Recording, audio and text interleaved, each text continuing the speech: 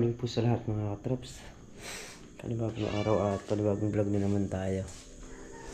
Nagising nga po tayo ng alas 4. Dapat mamamalengke kami ni Mrs. So sabi niya dito na lang sa labasan. Nga naman daw.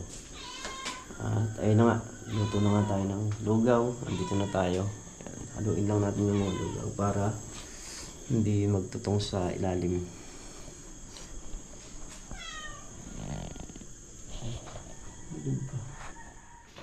Ayan, malapit na maluto. Malapit na maluto. Yung ating lugaw. Tapos muna tayo ng pinto. Tapos punta tayo sa bilihan ng manok sa labas. Para makabili tayo ng tayo balon-balonan. Bago kami alaga. Ayun.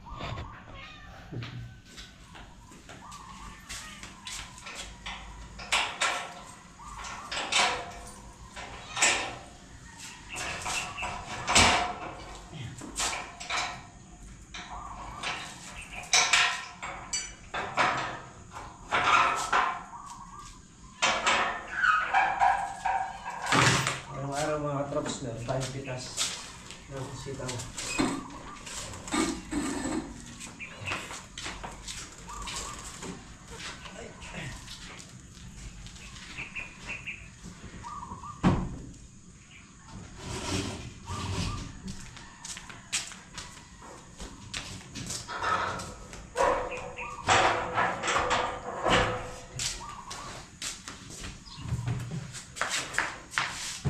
Bumuksan na ba ito? Ha? Bumuksan na natin? Hindi mo. Nandiyan muna. Bakit sandali lang yung tayo sa bibilan? Oo.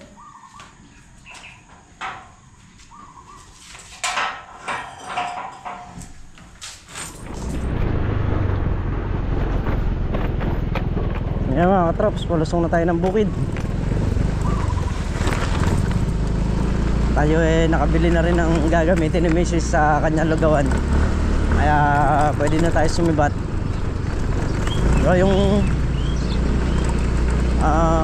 nakakatulong niya, susunduin ni Bunso. Dapat si Mrs. ang susundo kaya lang magluluto nga. Kaya si Bunso na lang yung nagpunta.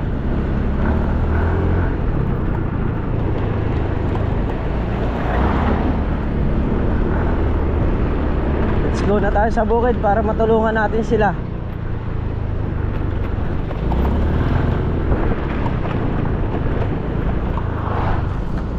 So yan mga katrops, dito na tayo sa tulay. At dahil nga shutdown yung ilog, so marami yung mga nanguhuli ng isda. Ayun sa baba, dami. Nakakabangka.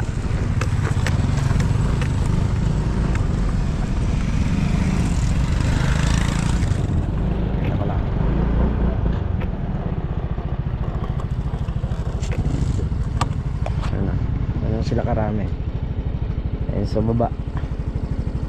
So yun lang naka-firm. So sibat na tayo.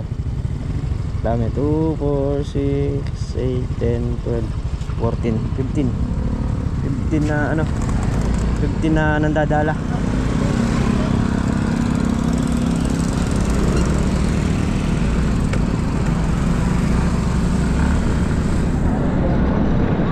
Meron pa pala sa ilalim.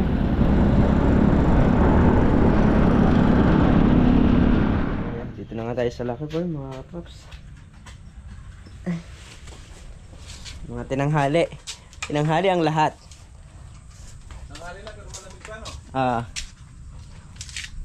So alas 7 na. Sa bitana yun. Pipitas tayo ng sitaw.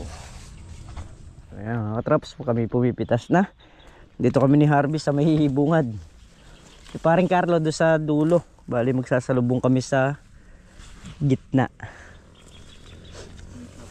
Meet halfway.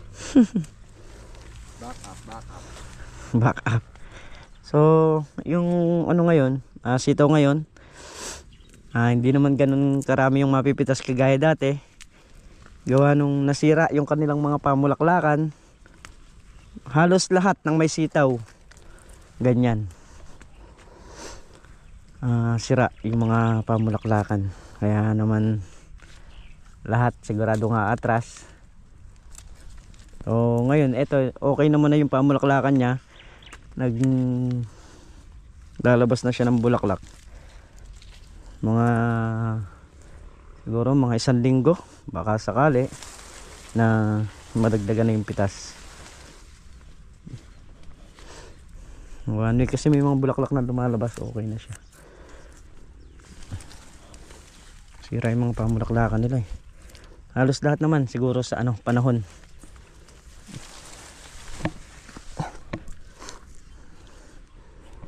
Ngayon mag-iisang na lang tayo.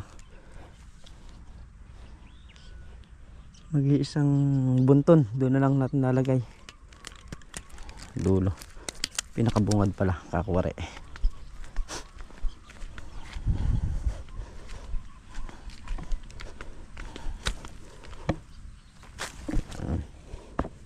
Diyan natin iipunin lahat. Nung nakaraan may naiwan sila. Eto Guradong pitas nung nakaraan to. Lanta na. Kunin natin yung goma, sayang. Konti lang naman. May pipitasin din to. Dito muna tayo. At habang namimitas tayo ng ng sitaw, pag may nakita tayong pitasin na kalamansi, dinadamay na natin. To, panlagay sa lugaw.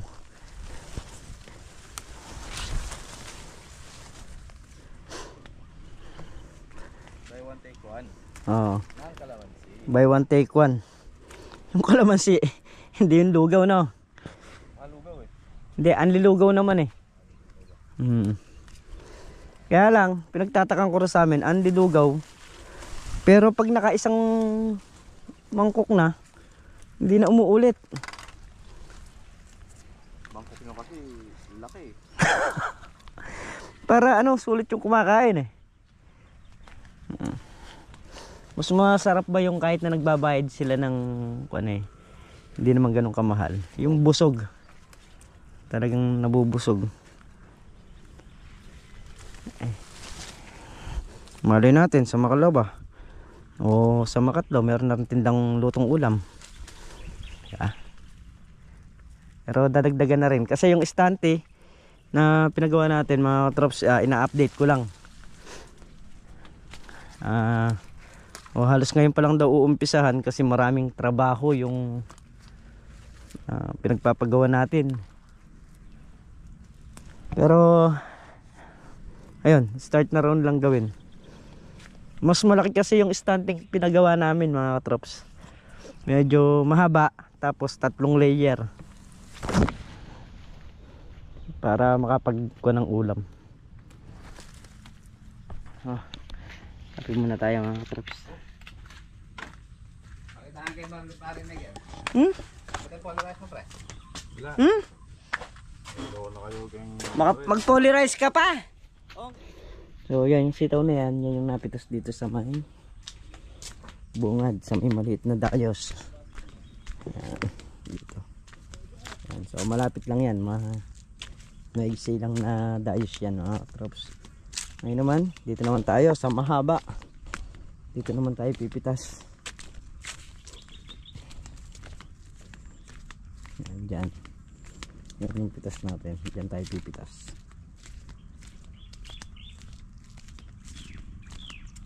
Kalahati na napitasan natin dito sa mahaba. Maghahakot muna tayo mga katrops.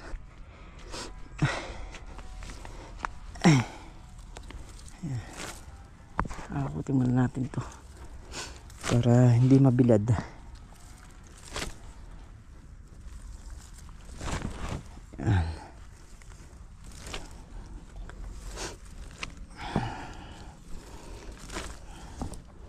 Hindi natin madadala lahat, babalikan na lang natin yung natira.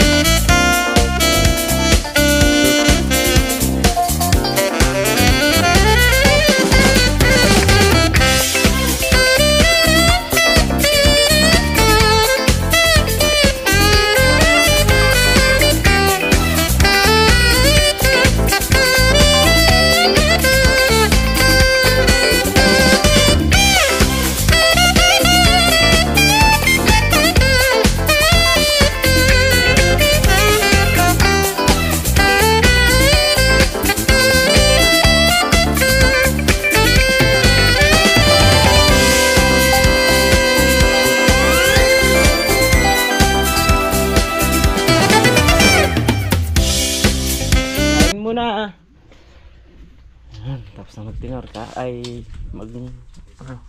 separate. Kakain muna tapos pitas naman dun sa gitna.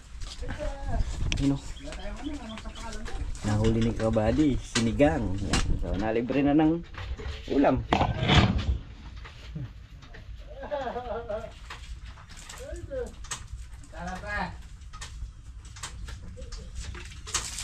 Nalibre na ng isang ulaman, di ba? Malaking bagay. So, ayan, tapos na tayong kumain ng almusalan. Bali, ano na rin, sa alas 10 na rin siguro. Ang pinipitasan na lang ito, kung hindi na lang. Tayo, kukunin natin yung napitas sa dulo. Meron daw sa dulo nakapitas. Kunin muna natin. Ito hindi nakabilad.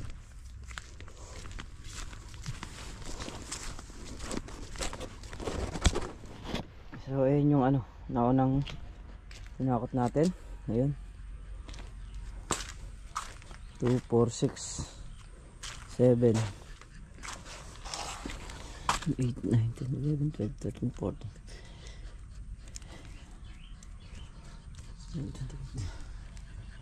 Nasa may 3,000 na yung nakatinor. Ngayon magtitinor naman ulit tayo. Ayun. Ito. Yan naman yung ititinor natin ngayon mga traps. Yan yung galing dun sa may gitna yung napitas kanina. So si Kabady, si Bernard saka si Kuya Rodel yung pumipitas dun sa gitna ng sitaw. So ayari nga lang natin maghakot at yung nahakot natin titinor na natin. Pagka may hakotin na saka ulit natin babalikan yung nandun.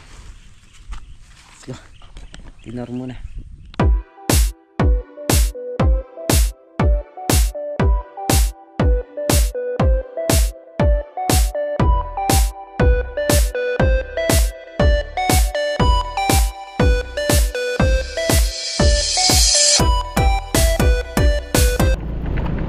Yan mga katrops, may 5,000 pa rin yung sitaw. Nakayari na nga, naihatid na kila Kuya Rodel. So pasado alas 3 na ng hapon, sa bahay naman tayo. At hindi ko alam kung natuloy yung kasambahay na sinasabi ni Mrs. kung nasa bahay na. So kung nandun na yan, makikita nyo rin sa video ko mga katrops. Siyempre paprank din natin, kunwari nagtatanong tayo kung saan yung bahay ni Lynn.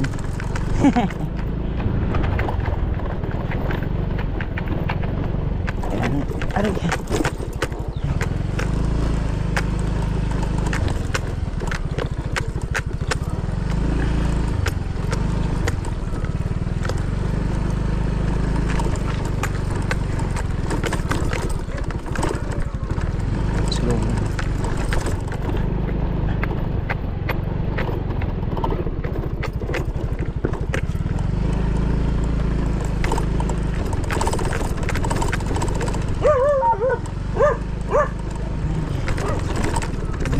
Fiestang isda na naman, marami na noong nabibiling isda rito mga katrops. Sa lugar na yan.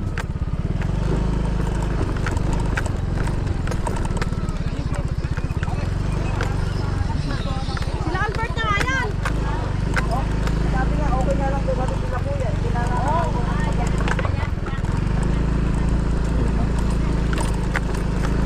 mga isda dito yung bagsakan ng mga isdang hinuhuli sa ilog. Tapos meron namang namimili rito na mga nagbebenta sa palengke, mga naglalako, yun.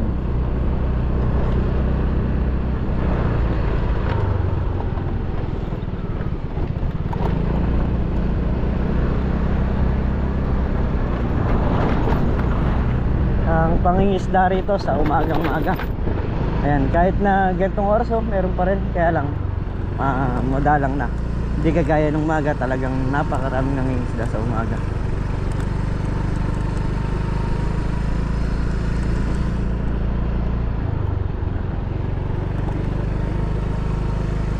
pang dalawang bangka ang mga isda. Wala. Dito sa ilalim wala na. Kaya lang ito ang delikado rito mga katrops. Yan o, nakita ko sa inyo. Guwang ng tulay. Laki ng guwang. So pagka nag-ulan, lalambutan lupa, delikadong bumagsak yan. Kaya yung mga truck na malalaki, kailangan iwas-iwas na rin sa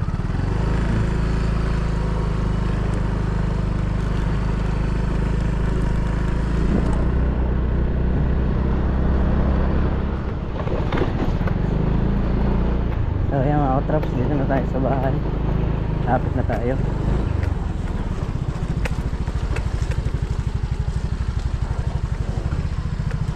Andiyan po yung may-ari ng lugawan. Pakisabi po magbayad ng utang sa 5-6.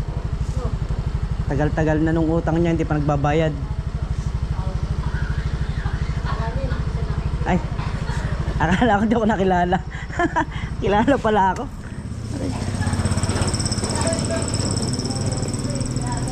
So may age na rin yung kasambahay ni Mrs. pero maligsi pa rin kumilos.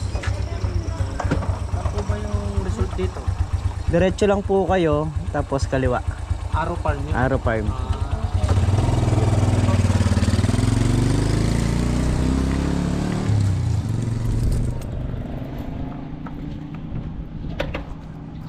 Wala ko, di ako kilala. Dala tayong konting sitaw panglagay sa adobo.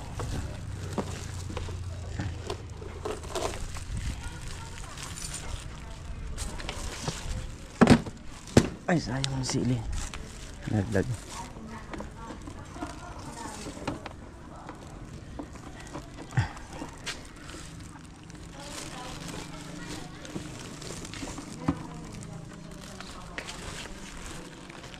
Hindi raw siya basta-basta nagpapapasok. Sanay po ba kayo mag-ulam ng gulay? Ah? Ala ko po hindi. Tatanong pa sa akin nun, lolo ko pa ako eh. Aray.